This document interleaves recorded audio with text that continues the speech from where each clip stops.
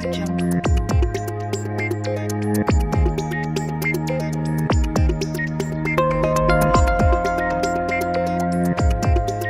Audio Jungle.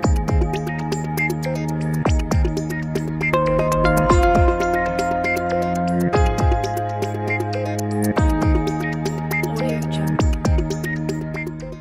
सध्या corona व्हायरसने जगात थैमान घातला आहे आणि अशात प्रत्येकाच्या मनात जे आहे प्रश्न निर्माण होत आहे की काय नेमकं सिम्पटम्स या कोरोना व्हायरसचे आहे, काय नेमकं प्रिकॉशन्स घ्यायला हवं, या सगळ्या संदर्भात आपल्याला माहिती देण्यासाठी मुखर्जी मल्टीस्पेशालिटी हॉस्पिटलचे अलका मुखर्जी आपल्यासोबत आहे. त्यांच्यासोबत आपण चर्चा करूया आणि काय नेमकं सिम्पटम्स कोरोना व्हायरस संदर्भात येतात ते सर्व माहिती जे आहे आपण विस्तृतपणे जाणून घेऊया. मॅम, स्वागत आहे आपलं 24 तासमध्ये. काय नेमकं सध्या कोरोना व्हायरसचे सिम्पटम्स दिसत आहे? कारण की लोकांचा मला खूप प्रश्न आहे की साधा खोकला जरी झाला तर त्यांना वाटतं की कोरोना झाला आहे. बरोबर आहे. नमस्कार, मी डॉक्टर अलका मुखर्जी. आजच्या या असुरक्षिततेचं एक भीतीचं वातावरण निर्माण झालेलं आहे कोरोना व्हायरसमुळे. आणि मी एक गायनेकोलॉजिस्ट आहे आणि ॲज अ गायनेकोलॉजिस्ट माझ्याकडे प्रेग्नन्सी रिलेटेड पेशंट्स येतात आणि त्यांना मात्र अतिशय भीती वाटायला लागलेली की हे कोरोना व्हायरसमुळे त्यांच्यावर काय परिणाम होतात. आता कमिंग टू सिम्पटम्स आणि साईन्स, बरेचदा काय असतं, पेशंटला माहिती नसतं की त्यांना काही त्रास आहे. आपण इथे आल्यावर त्यांचं ट्रायजेरियामध्ये त्यांचा फीवर घेतो आणि पाहतो की पेशंटला ताप आहे का, सर्दी पडसा आहे का, घसा खराब आहे का, अशा प्रकारचे काही सिम्पटम्स असल्यास आपल्याला एक कोरोना व्हायरसबद्दल सस्पिशन निर्माण होऊ शकतं.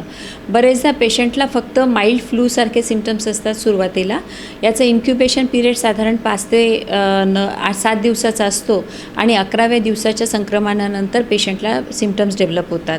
तर फ्लूचे सिम्पटम्स असू शकतात आणि कधीकधी काही सिरियस आजार पण सिरियस सिम्पटम्स पण असू शकतात, जसे की श्वास घ्यायला त्रास होणे, अतिशय जास्त घसा खराब होणे आणि टेम्परेचर अतिशय जास्ती असणे. आणि अशा पेशंटचं आपण जर पल्स ऑक्सिमीटरद्वारे त्यांचं ऑक्सिजन सॅच्युरेशन बघितलं आणि ते जर 90 किंवा 93च्या खाली आहे तर ते सिरियस कॅटेगरीमध्ये येतात. काय नेमकं टेस्ट जर सिम्पटम्स दिसले तर आपल्याला करावं लागेल? जर आपल्याला काही सस्पेक्टेड पेशंट्स वाटले आणि सिम्पटम्स वाटले तर आम्हाला आता डायरेक्शन्स आहेत की आम्ही त्यांना फीवर क्लिनिकला पाठवावं आणि तिथे गेल्यावर त्यांचा एक नेझोफॅरेंजियल म्हणजे नाकातनं आणि घशातनं एक स्वाबची टेस्ट होते आणि एक RT-PCR म्हणून टेस्ट होत आहे. ते हेल्थ व्यवस्था थोडी वेगळी आहे. आपण काही सेंटर्स डिझाईन केलेले आहेत, जसं Covid care centre, Covid hospital. तर याच्याबद्दल मी थोडक्यात तुम्हाला माहिती देणार आहे. आता आपल्याकडे हे जे organization of health care in general during pandemic म्हणजे महामारीच्या दौरांमध्ये आपल्याकडे 3 प्रकारचे सेंटर्स आहेत.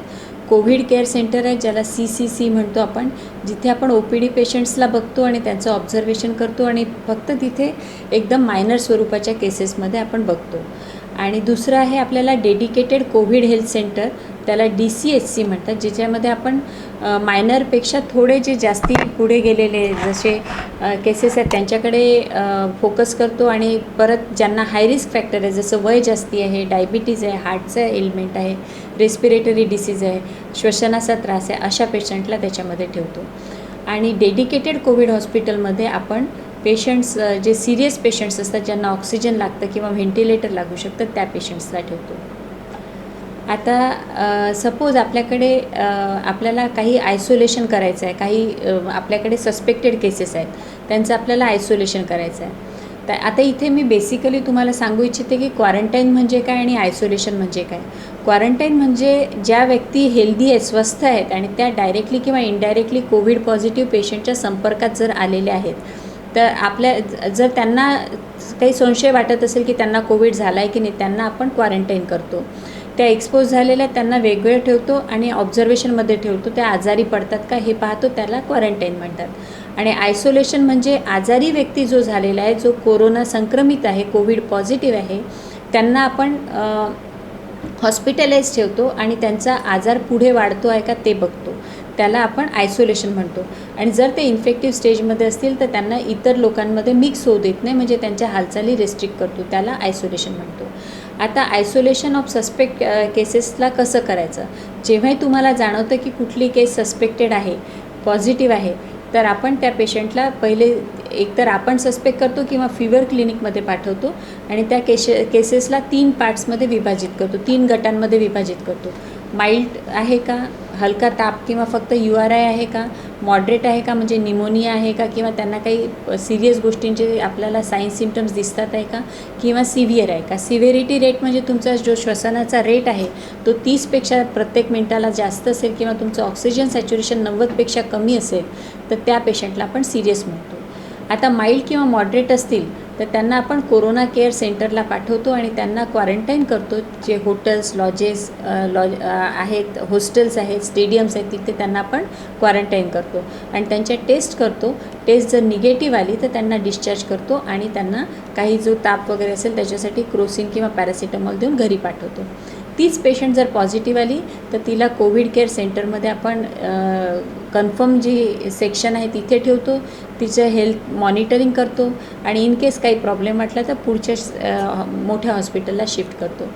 आता जर मॉडरेट प्रकारची केस असेल तर तिला आपण ॲडमिट करतो डेडिकेटेड कोविड हेल्थ सेंटरला आणि तिथे जर टेस्ट निगेटिव्ह आली तर तिला आपण परत कोविड केअर सेंटरला पाठवतो आणि डिस्चार्ज करतो जसंच तिच्या टेस्ट निगेटिव्ह होते. पुढे तिला जर सिम्पटम्स झाले नाही तर तीच केस जर पॉझिटिव्ह झाली, मॉडरेट केस जर पॉझिटिव्ह झाली तर डेडिकेटेड कोविड हेल्थ सेंटरला तिला ठेवायला लागतं आणि जर सिरियस झाली तर तिला पुढे कोविड केअर हॉस्पिटलला पाठवावं लागतं. सिरियस केसेसला आपण डायरेक्ट ICUमध्येच ॲडमिट करतो आणि त्याप्रमाणे त्यांना मॅनेज करतो. काय कशा प्रकारे हा कोरोना व्हायरस आहे तो पसरतो, कशा प्रकारचे प्रिकॉशन यावेळेस घ्यायला हवं? कोरोना व्हायरसचं पसरण्याचं प्रमाण जनरली शिंकेद्वारा, थुंकीद्वारा म्हणजे रेस्पिरेटरी ड्रॉपलेट्सद्वारे होतं. म्हणजे जर सपोज समोरच्या व्यक्तीला कोरोना व्हायरस असेल आणि तो शिंकला तर त्याचे जे शिंक आणि थुंकी आहे त्याच्यातनं जे ड्रॉपलेट्स आहेत त्याच्यामुळे हे इन्फेक्शन होतं आणि हे इन्फेक्शन हवेद्वारे पसरतं. तर जवळपास आपल्याला आणि परत फोमाईटच्या थ्रू. आता फोमाईट म्हणजे काय? फोमाईट म्हणजे सरफेसेस जिथे पण पेशंट हात लावतो, जसं संक्रमित व्यक्तीने कुठल्या सरफेसला आपल्याला हात लावला तर तिथे हे कोरोना व्हायरस बसलेलं असतं. हे जड असतं त्याच्यामुळे हे तिथे बसलेल्या ठिकाणी असल्यानं आपला हात त्या ठिकाणी लागला तर आपल्याला ते कोरोना व्हायरसचं इन्फेक्शन होऊ शकतं. जसं लिफ्टचे सरफेसेस आहेत, दाराचे हँडल्स आहेत, बाकी इतर आपल्या घरी ओटा आहे त्याच्यावर सपोज कोरोना व्हायरस संक्रमित व्यक्तीने हात लावला तर ते फोमाईटच्या थ्रू त्याला लागू शकतं. आता नवीन चाचण्यांप्रमाणे याचे सॅम्पल आपल्याला शीमध्ये म्हणजे पॉटीमध्ये सुद्धा मिळालेले आहेत. जी स्टूल पास करतात पेशंट त्यामध्ये कोरोना व्हायरसचं प्रमाण बऱ्यापैकी आढळलं गेलं आहे, जे की रेस्पिरेटरी ड्रॉपलेट्सपेक्षा जास्ती आहे. त्यामुळे जनरल सॅनिटेशन पण हायजीन पण पेशंटने घ्यायला पाहिजे. पेशंटने कधी डॉक्टरांकडे जावं जर असं त्यांना सिम्पटम्स दिसले तर? आता मी इथे प्रेग्नंट पेशंटबद्दल माहिती देणार. प्रेग्नंट पेशंटनी डॉक्टरांना सगळ्यात पहिले फोन करावा की मला असा असा त्रास आहे, म्हणजे पहिले टेलिकम्युनिकेशन व्हावं. जर डॉक्टरांना योग्य वाटलं तर ते बोलवतात. बोलवल्यानंतर आपण इतर त्यांचे साईन सिम्पटम्स बघतो आणि त्याप्रमाणे ट्रीटमेंट करतो. आणि किती वेळा यावं तर आम्ही सांगतो की प्रेग्नंट पेशंटनी कमीत कमी वेळा आमच्याकडे यावं, पण 12 आठवड्याची आणि 18 ते 22 आठवड्याची सोनोग्राफी मिस करू नये आणि त्याच्यानंतर 30 ते 32 म्हणजे 7-7.5 महिन्याला एक व्हिजिट करावी. आता मग त्याच्यानंतर पेशंटला इतर वेळेस काही प्रॉब्लेम असला, जसं मायनर काही प्रॉब्लेम्स असतील तर टेलिमेडिसिन, व्हॉट्सॲप आणि व्हिडिओ चॅटिंगच्या थ्रू ते आम्हाला कॉल करू शकतात आणि प्रश्न विचारू शकतात. सगळ्या प्रश्नांचे उत्तर आम्ही त्यांना जनरली देतो. पण काही पेशंट्सला जर सिरियस काही प्रॉब्लेम वाटत असेल तर त्यांनी डॉक्टरांची अपॉइंटमेंट घेऊन आधी इन्फॉर्म करून मगच त्यांच्याकडे जायला पाहिजे. म्हणजे आमचे स्टाफ देखील स्वतःचं प्रोटेक्शन घेऊन तयार राहतील. डॉक्टरांकडे जाताना पेशंटने मास्कचा उपयोग करून जावं, शक्यतोवर एकटं जावं. जर फारच जर प्रॉब्लेम असेल तर एकच रिलेटिव्ह अटेंडंट त्यांच्यासोबत असावा. कोविडची चेकलिस्ट आहे, म्हणजे कुठल्याही हॉस्पिटलला पेशंट आला तर कोविडची एक चेकलिस्ट आहे. आपण त्यांना पहिलेच OPDमध्ये पहिलेच प्रश्न विचारण्यात येतात. तुम्हाला ताप आहे का? तुम्हाला सर्दी पडसं आहे का? तुमचं नाक ब्लॉक आहे का? खोकला आहे का? श्वास घ्यायला त्रास होतो का? आता रिसेंटली तुम्ही मागच्या 14 दिवसामध्ये कुठे फॉरेनला गेले होते का? किंवा तुम्ही कुठल्या हॉटस्पॉट एरियाला मागच्या 14 दिवसात व्हिजिट केलं का लोकॅलिटीला? तुमच्या घरी कोणी पॉझिटिव्ह आहे का? हे प्रश्न त्यांना विचारतो. आणि जर तसं काही आणि मागच्या काही दिवसांमध्ये तुम्ही ॲडमिट होते का? हे प्रश्न आपल्याला पेशंट OPDमध्ये आल्याबरोबर त्यांना विचारणं जरुरी आहे. आता काही छोटे हॉस्पिटल्स देखील असतात, त्यांना नॉन कोविड मॅटर्निटी होम आपण म्हणूया. त्याच्यामध्ये सगळ्यात पहिले ही चेकलिस्ट जीच तुम्हाला सांगितली, त्यांचं टेम्परेचर घेणे, चेकलिस्ट बघणे, हे प्रश्न विचारणे आणि त्याच्यासोबत त्यांचं पल्स ऑक्सिमीटरने ऑक्सिजन मोजणे हे महत्त्वाचं आहे पेशंट आल्याबरोबर. जर आपल्याला काही त्यांच्यामध्ये काही सस्पिशन वाटलं नाही, पेशंट स्टेबल वाटला, तर आपण त्याला एक्झामिन करून त्याला मेडिसिन देऊ शकतो. पण जर त्याच पेशंटमध्ये आपल्याला काही इन्फेक्शनचे साईन सिम्पटम्स आढळले किंवा चेकलिस्टच्या जे प्रश्न आपण विचारले आणि त्याची उत्तरं काही पॉझिटिव्ह आले, तर त्या पेशंटला आपल्याला N95 मास्क प्रोव्हाइड करायला पाहिजे आणि त्याला फीवर क्लिनिकमध्ये पुढे तपासणीसाठी पाठवायला पाहिजे. आता सपोज आपल्याला कन्फर्म वाटत असेल की ही पेशंट सिरियस आहे आणि बरेचपैकी सिम्पटमॅटिक आहे, त्या पेशंटला जी बेसिक केअर आहे ती देऊन त्याच्यानंतर तिला पूर्ण PPE म्हणजे पर्सनल प्रोटेक्शन इक्विपमेंट पूर्ण घालायला पाहिजे आणि कोविड हॉस्पिटलला डायरेक्टली पाठवायला पाहिजे. गर्भवती महिलांसाठी आपण काम करतात आणि काय नेमकं त्यांनी प्रिकॉशन घ्यायला हवं, कारण की सांगत आहेत की गर्भवती महिलांना याचा धोका होऊ शकतो, तर काय नेमकं प्रिकॉशन त्यांनी घ्यावं? गर्भवती महिला तसं तर रिसर्चद्वारे सिद्ध झालेलं आहे की त्यांना तेवढं संक्रमण होतं जेवढं जनरल पब्लिकला होतं.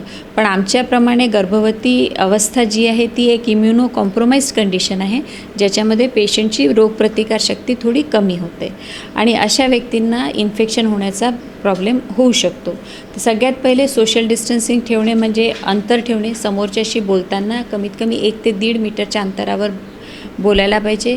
कमीत कमी व्हिजिटर्स असायला पाहिजे, त्यांनी घरीच राहायला पाहिजे.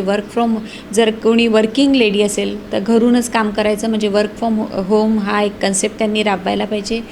हाताची स्वच्छता ठेवायला पाहिजे. हाताची स्वच्छता ठेवणे म्हणजे साबण आणि पाण्याने जवळपास 20 सेकंद प्रॉपर हँड हायजीन केलं पाहिजे. घरी असताना पाण्याचा आणि साबणीचाच वापर करावा. बाहेर जर गेलेले असतील तर हँड सॅनिटायझर वापरू शकता. हँड सॅनिटायझरमध्ये त्यांनी जवळपास अल्कोहोलचं प्रमाण ज्या हँड सॅनिटायझरमध्ये 70 ते 90% मध्ये असेल तेच हँड सॅनिटायझर वापरायला पाहिजे. आता शिंकताना रेस्पिरेटरी हायजीन किंवा श्वसनाची स्वच्छता हा एक महत्त्वाचा मुद्दा आहे, जो ANC पेशंटनी फॉलो करायला पाहिजे, गर्भवती स्त्रियांनी फॉलो करायला पाहिजे. जसं त्यांना आता शिंक आली किंवा हे खोकला झाला तर तोंडावर हात किंवा त्यांनी आपलं हाताचा जो भाग असतो तो ठेवायला पाहिजे किंवा एखादा फ्रेश टिश्यू यूज करायला पाहिजे आणि तो टिश्यू लगेच त्यांनी इमिजिएटली डिस्पोज ऑफ करायला पाहिजे. आणि चेहऱ्याला, नाकाला वारंवार हात लावायचा नाही आहे. मास्क बांधायचा आहे. शक्यतोवर ट्रॅव्हल करायचं नाही आहे. जर ट्रॅव्हल करणं आवश्यकच असेल तर परमिशन सकट ट्रॅव्हल करायचं, प्रवास करायचा. प्रवास करताना शक्यतोवर स्वतःच्या गाडीने प्रवास करायचा आणि प्रवास सपोज पब्लिक ट्रान्सपोर्टने करायची गरज पडली तर सोशल डिस्टन्सिंग म्हणजे 1 ते 1.5 मीटरचं अंतराचं पालन करावं. 7व्या महिन्याचे किंवा असे जे काही फंक्शन्स असतात ते आता करू नये. करायचेच असेल तर आता व्हिडिओ कॉन्फरन्सिंगद्वारे करावे. आणि बाकी त्यांच्या घरी जे सरफेसेस असतात म्हणजे ओटा आहे, दारं आहेत, त्यांना वारंवार त्यांनी ब्लिचिंग पावडरनी थोडं पुसून काढावं किंवा अल्कोहोलचा स्प्रे मारून त्यांनी पुसून काढावं आणि बाकी घरूनच काम करावं. ते सगळ्यात महत्त्वाचं आहे. ब्रेस्ट फिडिंगबद्दल थोडक्यात माहिती देऊ इच्छिते. समजा कोविड पॉझिटिव्ह मदर आहे आणि तिने बाळाला दूध पाजावं की नाही पाजावं याच्यावरचा एक मोठा प्रश्न आहे.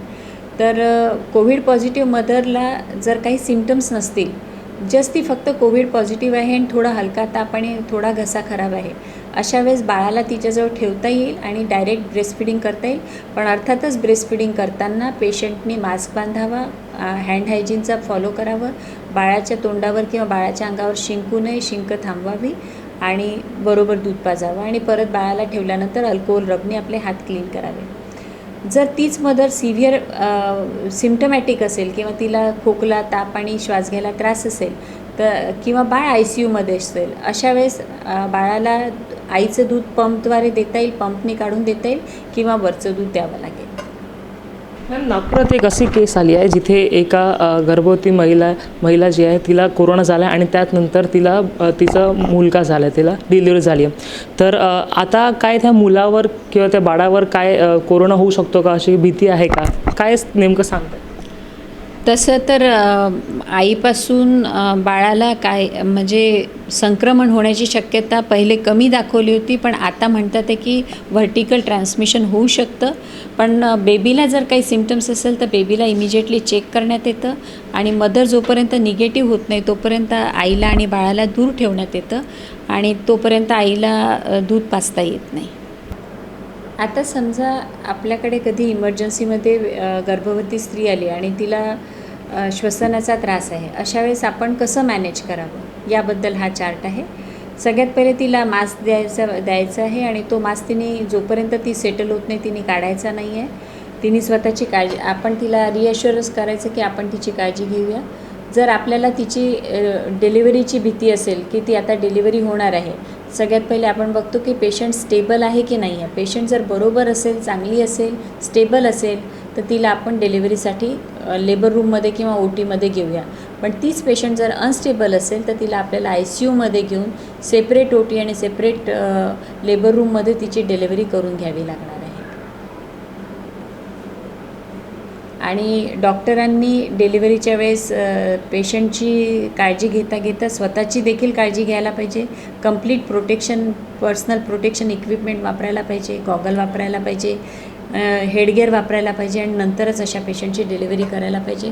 हे क्रिटिकल पेशंट्स असतात, त्याच्यामुळे त्यांचं बरोबर दर तासाला आपण त्यांचं व्हायटल्स म्हणजे ब्लड प्रेशर आणि पल्स आणि ऑक्सिजन सॅच्युरेशन आणि युरिन आउटपुट चेक करत राहावं लागेल.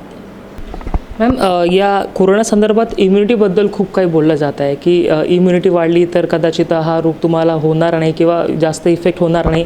तर कशाप्रकारे इम्युनिटी वाढवू शकतात जनता, जेणेकरून हा जो आजार आहे त्याच्यापासून थोडं मुक्त राहू शकते? आता इम्युनिटी वाढवण्यासाठी आपण जनरली आहाराबद्दल सगळ्यात पहिले विचार करतो की आहार कसा असायला पाहिजे. तर आपण इम्युनिटी वाढवण्यासाठी असा वेगळा कुठल्याच कोरोनासाठी आहार सायंटिफिकरित्या नाही आहे, पण हाय प्रोटीन डाएट असायला पाहिजे. स्क्वेअर डाएट म्हणजे चौकोर आहार किंवा बरोबर प्रोटीनयुक्त आहार असायला पाहिजे. कडधान्याच्या उसळी असायला पाहिजे, सीझनल फ्रूट्स असायला पाहिजे, सगळ्या प्रकारच्या पालेभाज्या, सगळ्या कलरच्या पालेभाज्या असल्या पाहिजे, जेणेकरून त्यांची इम्युनिटी वाढायला मदत होते. आणि सोबतच त्यांना आपल्या दैनंदिन जीवनामध्ये एक्झरसाईजचा फार मोठा उपयोग आहे, ज्याच्यामुळे तुमची इम्युनिटी वाढू शकते.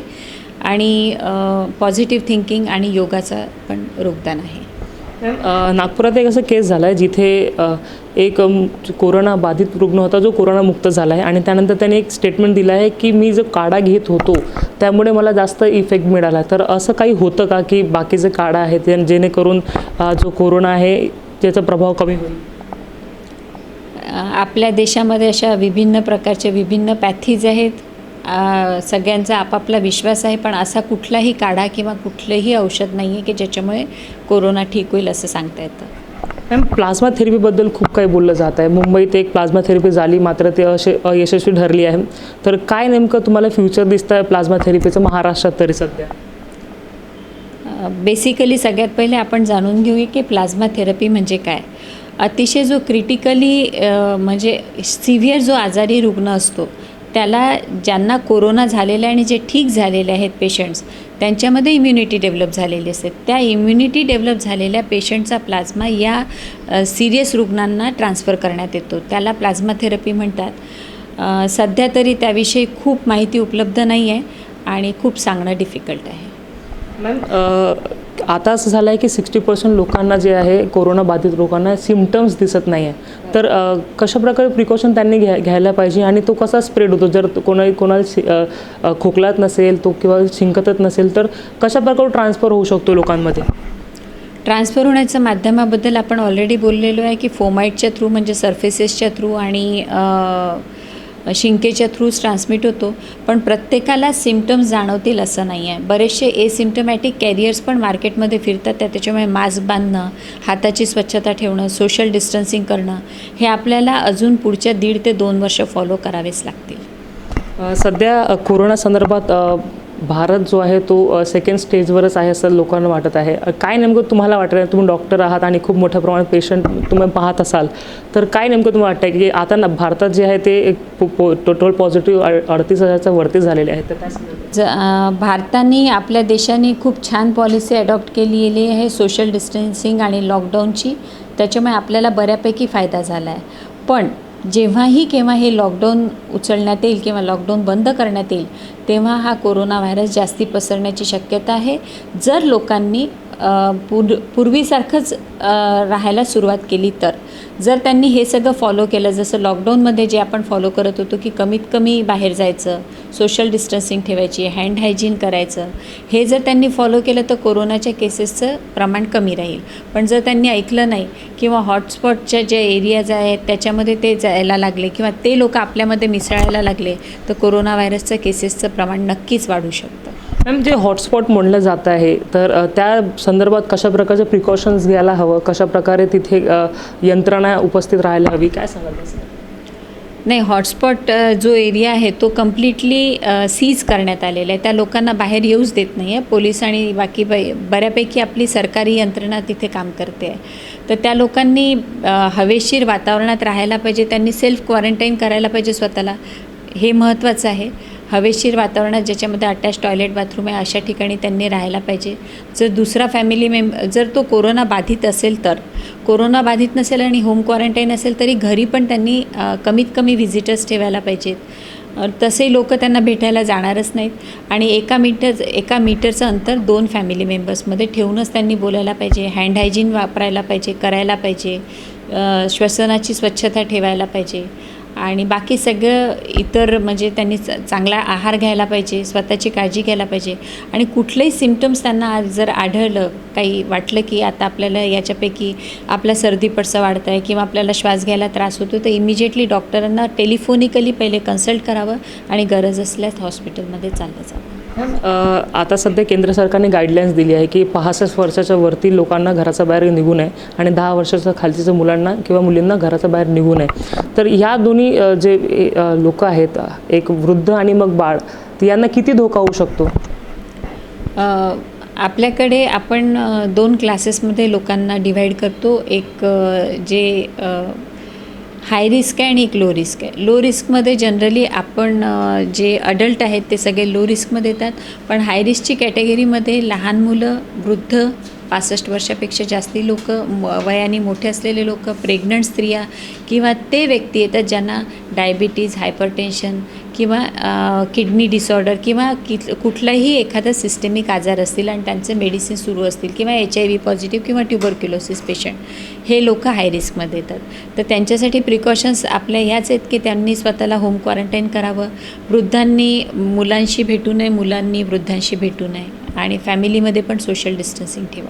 मॅम, आपण गायनिक आहात आणि सध्या कोरोना संदर्भात खूप जास्त जो आहे प्रादुर्भाव वाढत आहे. गर्भपातासंदर्भात काय नेमकं सध्या गाईडलाईन्स देण्यात आली आहे, काय कशा प्रकारे करावं त्या संदर्भात काय सांगा? आमच्या फॉक्सीच्या गाईडलाईन्सप्रमाणे गर्भपात हे इमर्जन्सी सेवेअंतर्गत येतं. कारण प्रेग्नन्सी असल्यावर जर पेशंटला नको असेल तर ते कुठल्याही मीन्सने काही ना काही करून ते गर्भपात करण्याचा प्रयत्न करतील आणि त्याच्यानंतर ते अनसेफ ॲबॉर्शनमध्ये लँडअप होतील. अनसेफ ॲबॉर्शनमध्ये लँडअप झालं तर त्यांचा मृत्यू होण्याचे चान्सेस जास्ती असतात, सेप्टिक ॲबॉर्शनचे चान्सेस जास्ती असतात. त्याच्यामुळे आम्हाला गाईडलाईन्स आहेत की आम्ही त्यांना इमर्जन्सी सेवेअंतर्गतच कन्सिडर करावं आणि त्या लोकांचा गर्भपात करण्यासाठी त्यांना मदत करावी. जर तोच पेशंट जर कोविड पॉझिटिव्ह असेल आणि टाळता येत असेल तर 14 दिवस तरी आम्ही त्याची ती प्रेग्नन्सी टर्मिनेट करायचं किंवा गर्भपात करण्यासाठी थांबायला पाहिजे. एकदा 14 दिवसानंतर तो कोरोना क्वारंटाईनमध्ये गेला आणि त्याची टेस्ट निगेटिव्ह आली, नंतरच गर्भपात करायला पाहिजे. मॅम, एक जनरल प्रश्न की मास्कबद्दल लोकांचा मनात थोडा संभ्रम आहे. आधी गाईडलाईन्स होते की मास्क फक्त कोविड-19 किंवा जे हाय रिस्कवर आहे त्या लोकांनी घालावं, नंतर गव्हर्नमेंटने नॉर्म्स दिला की प्रत्येकाने घालावं. नेमकं चेंज होतं का बरं, असं नेमकं चेंज होतं आणि किती महत्त्वपूर्ण आहे मास्क घालणं? बघा, आपण मास्क कशासाठी बांधतो की आपले या कोविड-19चा स्प्रेड होऊ नये त्याच्यासाठी आपण मास्क बांधतो आहे. तर हे मास्क बांधणं अत्यावश्यक आहे. पण जसंच सरकारने डिक्लेअर केलं की मास्क बांधा तर सगळे धावपळ करत सगळं मार्केटमधनं N95 मास्क गायब झालेत. आपल्याकडे N95 मास्कचा पुरवठा बऱ्यापैकी कमी आहे. तर आपल्याला सरकारचे आता नियम आहेत की जनरल पब्लिकनी मास्क बांधावा. पूर्वी नियम होता की फक्त कोविड पॉझिटिव्ह पेशंट्सनी किंवा सिम्टमॅटिक पेशंटनी मास्क बांधावा. पण आता हे कळायला मार्ग नाही आहे की कोण सिम्टमॅटिक आहे, कोण एसिम्टमॅटिक आहे. म्हणून सगळ्यांनी मास्क बांधावा ही एक जनरल पॉलिसी झाली. सामान्य पब्लिक जी कोविड पॉझिटिव्ह पेशंटशी म्हणजे डायरेक्ट भेट होणार आहे असं नाही आहे, त्यांनी साधा कपड्याचा मास्क बांधला किंवा ओढणी तोंडाला बांधली तरी चालेल. पण डॉक्टरांनी आणि हेल्थ केअर वर्करनी N95 मास्कच बांधावं. मॅम, आपण रोज पेशंटला चेक करता आणि अशात आपण काय प्रकारची प्रिकॉशन्स घेता, डॉक्टरांसाठी काय नेमकं प्रिकॉशन्ससाठी गाईडलाईन्स आलेले आहेत? डॉक्टरांचे प्रिकॉशन्स आपण 3 पार्ट्समध्ये डिव्हाइड करतो, लेवल 1, लेवल 2 आणि लेवल 3. लेवल 1मध्ये आपण साधारण जे पेशंट्स असतात त्यांना बघतो, ज्यांना काही ताप, खोकला, सर्दी पडसा नाही आहे, OPD पेशंट्स आपण त्यांना म्हणूया. त्याच्यासाठी आपल्याला मी जसं N95 मास्क बांधायचंच आहे, हे नायट्रिक ग्लोव्ज आपल्याला घालायचेच आहेत, हेड प्रोटेक्शन वापरायचंच आहे, हे आपण असं बांधतो साधारण, हे प्रोटेक्शन बांधायचंच आहे. आणि जर त्या पेशंट्सला जर ताप आणि प्रॉब्लेम्स असतील तर ही कंप्लीट PPE किट वापरूनच आपण त्यांना एक्झामिन करायला पाहिजे.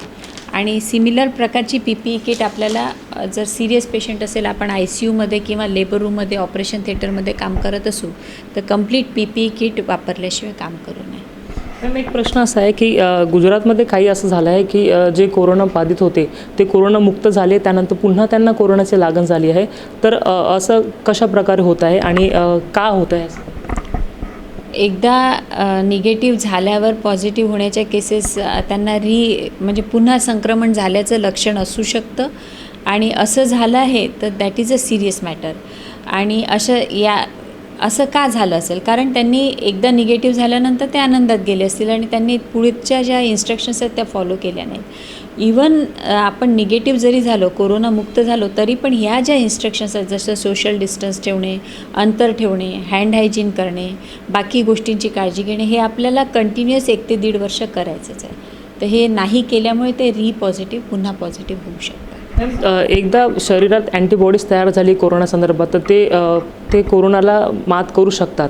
मात्र जर आपण प्रिकॉशन घेतले नाही तर त्यामुळे ह्या सगळ्या गोष्टी होतात का? हो, बरोबर आहे. म्हणजे रिइन्फेक्शन होण्याचे चान्सेस असू शकतात जर त्यांनी पुन्हा सगळ्या इन्स्ट्रक्शन्स फॉलो केल्या नाही आणि प्रॉपर डाएट घेतला नाही, पुन्हा स्वतःची काळजी घेतली नाही, तर पेशंटला रिइन्फेक्शन कॅन बी पॉसिबल. माझा शेवटचा प्रश्न, काय नेमकं प्रिकॉशन्स आता लोकांनी घेतलं पाहिजे? आपल्या माध्यमातून लोकांना काय नेमकं सांगाल की मिनिमम जर आपण आता लॉकडाऊनही सुरू आहे, लॉकडाऊन 3 झालेलं आहे, लोक त्रासलेही आहेत. एक प्रश्न आणखी ॲड करतो आहे की लोकांनी कशा दिनचर्या करावी, कारण की लोकांना रात्री झोप येत नाही आहे या सगळ्या संदर्भात, 40 दिवस झाले आहे, तर त्यांनी कशा प्रकारे या सगळ्या संदर्भात हाताळावं? बेसिकली माणूस हा सामाजिक प्राणी आहे आणि सामाजिक प्राण्यांमध्ये एक टेंडन्सी असते. आपल्याला आतापर्यंत सवय होती की आपण रोज उठून बाहेर जायचो, बाहेरचे कामं करायचो, जॉब करायचो, नोकरी करायचो आणि सगळ्यांशी मिक्स व्हायचो. ही जी सवय आहे ही आपल्याला जन्मापासून लागलेली आहे आणि सडनली ही महामारी आल्यामुळे आहे सोशल डिस्टन्सिंग आणि याच्यामुळे बरेचसे मेंटल लोकांना प्रॉब्लेम व्हायला लागले की आम्ही घराबाहेर निघू शकत नाही. निघू नको म्हटल्यानंतर निघायची इच्छा जास्ती होते. तर अशा याच्यामध्ये त्यांनी स्वतःला एकतर सेल्फ मेडिटेशन करणं आवश्यक आहे. बेसिकली ही बिमारी झाली कशामुळे हे समजून घेणं आवश्यक आहे. त्याचे प्रिव्हेन्शन मोडॅलिटी काय आहे हे समजून घेणं आवश्यक आहे. त्यांच्या स्वतःच्या सुरक्षिततेसोबतच दुसऱ्यांची सुरक्षितताही इम्पॉर्टंट आहे. ते जर घराबाहेर निघाले तर ते पण स्प्रेड करू शकतात आणि त्यांना इन्फेक्शन लागू शकतं. त्याच्यामुळे त्यांना घरीच राहून फॅमिली मेंबर्सशी आपला वार्तालाप, आपलं कम्युनिकेशन कसं वाढवावं ते बघायला पाहिजे. इंडोर काही गेम्स किंवा काही ते सकाळी उठल्याबरोबर जर तुम्ही रोजची डायरी लिहिली की आज सकाळपासून संध्याकाळपर्यंत मी काय करणार आहे, ही हॅबिट जर तुम्ही तयार केली तर त्याच्यानंतर तुम्हाला त्रास होत नाही. तुम्ही काही ना काही तुम्ही लिहू शकता की तुम्ही आता स्वयंपाक करणार आहात, स्वयंपाकामध्ये आज नवीन डिश बनवणार आहात, तुमची कुठली जी हॉबी आहे ती तुम्ही जोपासणार आहात. इंटरनेट आणि TV वर बऱ्यापैकी योगा आणि बाकी हॉबीजचे बरेचसे व्हिडिओ दिलेले आहेत. त्याला बघून तुम्ही कुकिंग करू शकता. त्याला बघून तुम्ही गार्डनिंग किंवा घरी असलेले बरेच काम आहे जे की तुम्ही करू शकता. तुमच्या हॉबीज जोपासू शकता आणि तुमचा वेळ बरोबर रिलेटिव्हशी बोला. काही नाही तर तुम्ही बरेच दिवसामध्ये ज्यांच्याशी बोलल्या नाही त्यांच्याशी कम्युनिकेशन स्थापित करा. लिहायला सुरुवात करा, पोएम्स लिहा. असे एक नाही अनेक हॉबीज तुम्ही डेव्हलप. एन्झायटीचं प्रमाण या वेळेस जास्त वाढलेलं आहे, तर कशा प्रकारे त्याला आपण सामोरं जाऊ शकतो?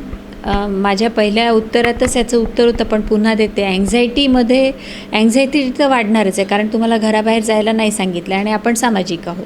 तर आता अँझायटी वाढली तर अँझायटीसाठी तुम्हाला एक तर पहिले स्वतःला थोडं मेडिटेशन आणि योगा करून माइंडलाच थोडं शांत करायला पाहिजे.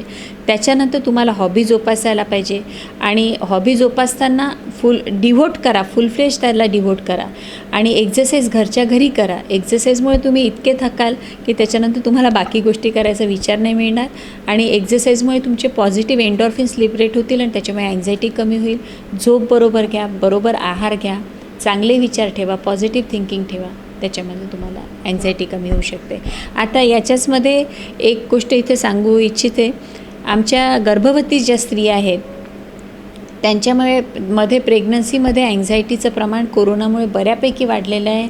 डिलिव्हरी कशी होणार, काय होणार, बाळाला काही कोरोना तर लागणार नाही, मला तर कोरोना लागणार नाही, माझे डॉक्टर वेळेवर भेटतील की नाही, या सगळ्या गोष्टींमध्ये प्रेग्नन्सीमध्ये अँझायटीचं प्रमाण जास्त झालेलं आहे. त्यांची स्पेशल केअर घेणं जरुरी आहे. त्याचप्रमाणे प्रेग्नन्सीमध्ये डोमेस्टिक व्हायलन्सचं प्रमाण खूप वाढलेलं आहे. कारण लोक सगळे घरी राहतात, ते शाब्दिक बाचाबाची होते. तर घरच्यांनी पण आणि डॉक्टरांनी पण याबद्दल त्यांचं समुपदेशन करणं, काउन्सिलिंग करणं गरजेचं आहे. धन्यवाद 24 तास संदर्भात बोलल्याबद्दल. तर मित्रांनो, आपल्याला आपले जे प्रश्न होते कोरोना संदर्भातील कदाचित याचं पूर्ण निराकरण झालं असेल असं मला वाटतं आहे. कारण की जितकीही माहिती दिली आहे तितकी पूर्णपणे जे कोरोना संदर्भात आहे त्या संदर्भातच आहे आणि जितकेही प्रश्न कदाचित आपले असतील या सर्वांचं उत्तर आपल्याला मिळालं आहे. तर मित्रांनो, आपण काय करावं, तर लॉकडाऊनमध्ये काय करावं, तर मॅमने सांगितलंच आहे की काय करावं, कशा प्रकारे राहावं. तर आपण या सगळ्या संदर्भाचं जे आहे आपण पालन करावं आणि जेणेकरून आपलं लॉकडाऊन आहे 17 मेपर्यंत पुन्हा वाढलेला आहे तो पूर्णपणे सुखरूपात जाईल असं वाटतं आहे. तर सध्या आपण पाहतो तर 24 तास. नमस्कार.